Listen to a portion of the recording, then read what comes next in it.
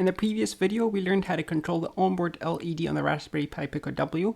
In this video, we will learn how to control an external LED. To follow along, what you'll need is a 330 ohm resistor along with an external LED and two mil-to-mil jumper wires.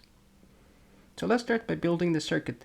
First, I'm going to connect GPIO pin 15 of the Raspberry Pi Pico W to a 330 ohm resistor. Next, I'm going to connect the long leg of the LED to the resistor. I'm just going to insert it here. After that, I'm going to connect pin 3 of the Pico W to the common ground, which is the negative power rail of the breadboard.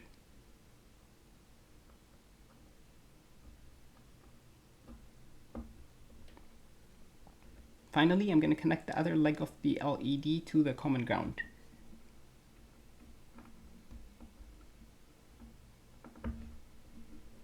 Now that the circuit is complete, we can move on to the programming. In the previous video, which was controlling the onboard LED on the Raspberry Pi Pico W, this was where we left off in terms of programming.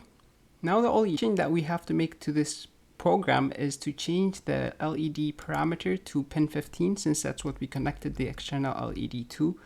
So if we make that change and run it, we should see the LED turn on for 3 seconds and then off for 3 seconds.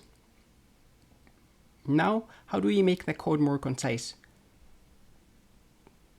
To do that, we can just use the toggle method.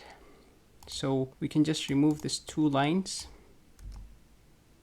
and also remove the on method and instead just change it to toggle. This method is used to change the state of the LED. If the LED is currently on, calling the toggle function will turn it off, and vice versa. If I were to stop the execution of the previous program and run it again, we should see the same behavior. As you can see, the LED is on for 3 seconds and off for 3 seconds.